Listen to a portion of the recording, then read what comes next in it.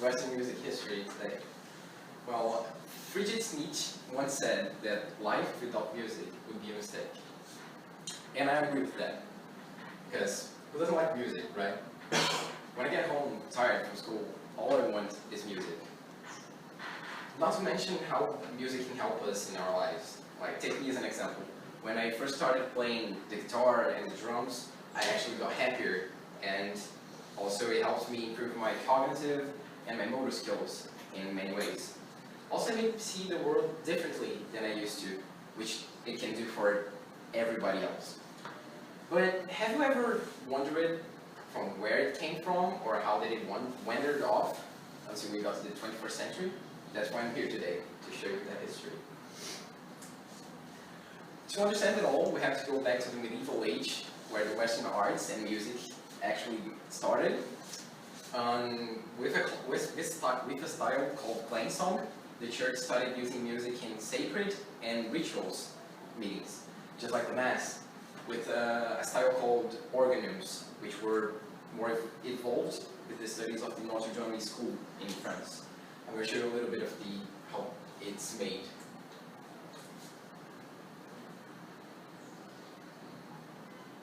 It's a little bit strange.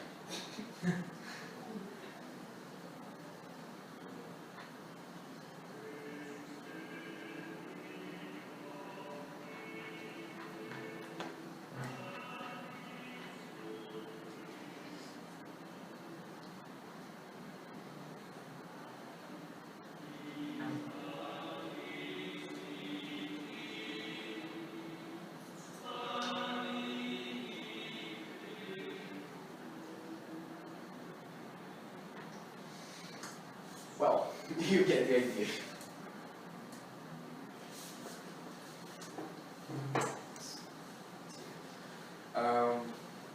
The organum is a merge of different voices that create these angelical sounds that will use to help the church in their liturgical rituals.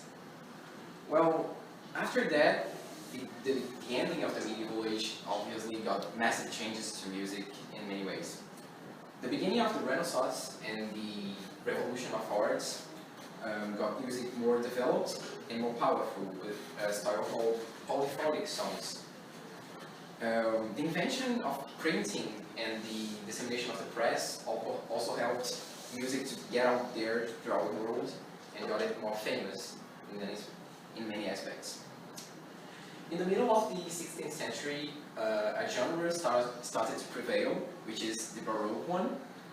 It's majoritarily composed with organs, which is this kind of piano instrument here, but with these massive pipes on the top. The sounds come here, and they're a little bit more bass than the actual piano.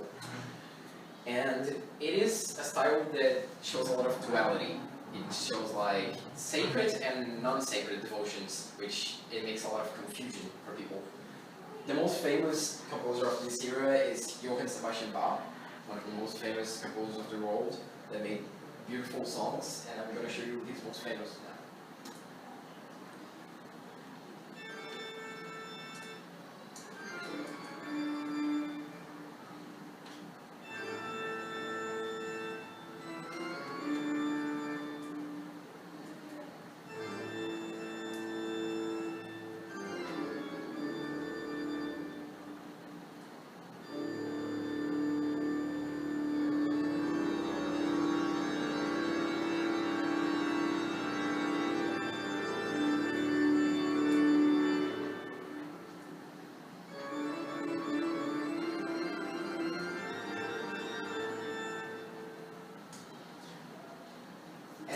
It shows it's a little bit dark than it's like supposed to be, but it's because of their confusion at the time. They didn't know what they actually wanted to do with their lives.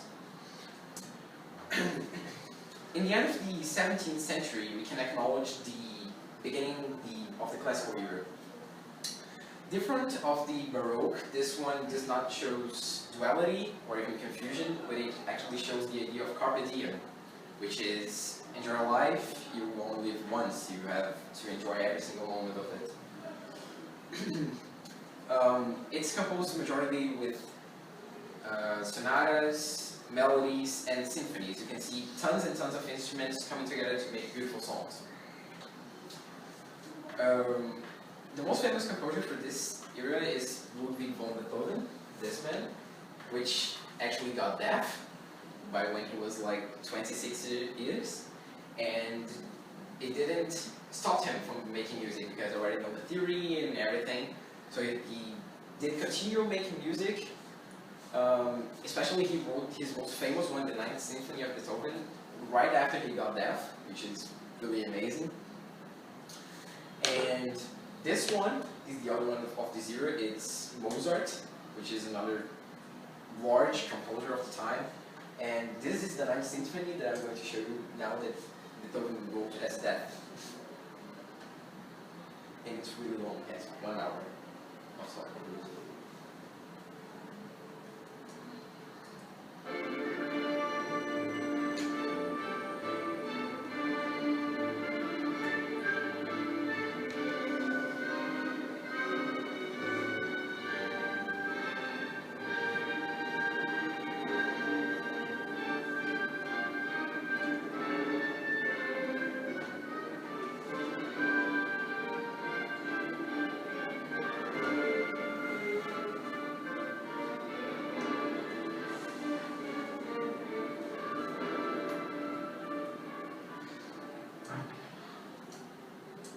As it shows, it has this adventurous listening. When you see it, you get the feeling of something strange and something adventurous coming in your way. And at the end of this time, music got a little more developed and diverse in many genres and even in functions at all. We can see those diversions in the Romantic period, where music got more even emotional and expressive in many ways to encompass literature, art, and even philosophy. There were massive emotional by then. The expand of the urban society in the 18th century got music more disseminated, and more important, even for now, for non-elite people, music were being listened by everyone right now. The peak of this era is the 19th century, the middle of it, with composers like Tchaikovsky and John Strauss that brought joy and happiness with romantic songs to this era, which were the era of a lot of wrong things in the world.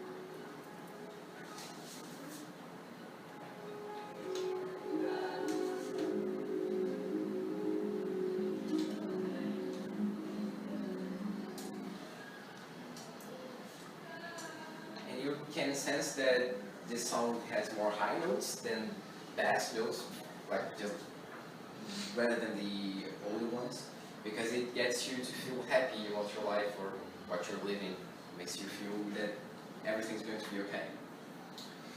Well, the portability between the 20th century and the 21st century got music, its range more vast. With the popularization of the radio and the creation of new media, music got more important, and it had a new freedom with the creation of amplified and electric instruments. Also, it got used in many political expressions between those two centuries, like in the dictatorial period here in Brazil, 64 to 85, and in the Woodstock event that came with the presence of James Joplin and Jimi Hendrix, that fought against the Vietnam War and violence throughout the world. This is a song from Jimi Hendrix, so you can see how electric music feels.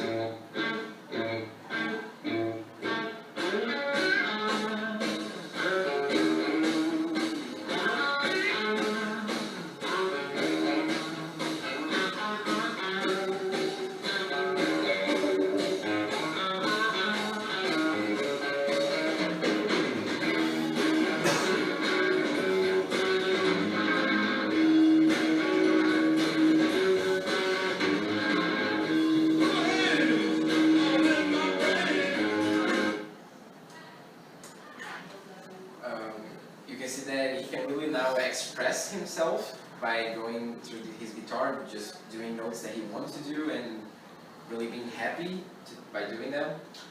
And of course, these two centuries have created the most famous bands and singers throughout the world, just like since the Beatles and the Queen to most recent ones, just like Untitled Chapters and my personal favorite one, Linkin Park.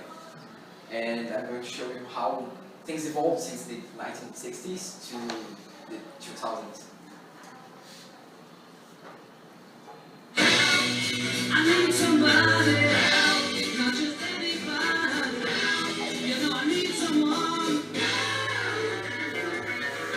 When I was younger, so much younger than today, I never needed anybody's help in any way. Now these days are gone, I'm not so self-assured. Now I find what's in my mind, I'll open up the doors. Help me if you can, I'm feeling down. I do appreciate you being around. Help me get my feet back on the ground. Won't you please help me? And now the 2000 song by Linkin Park.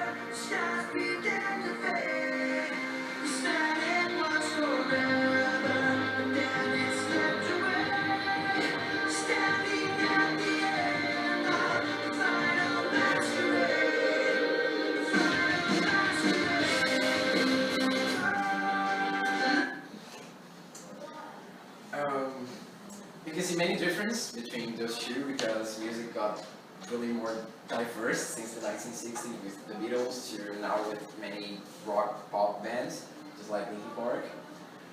And before I wrap it up, all I wanted to say is that all of this was for showing you how magnificent and interesting music can be, even in historical events. Also, how you can see the main ways that music evolved since the 1500s to here the 2000s, making your, mine, and everybody's life a little bit better.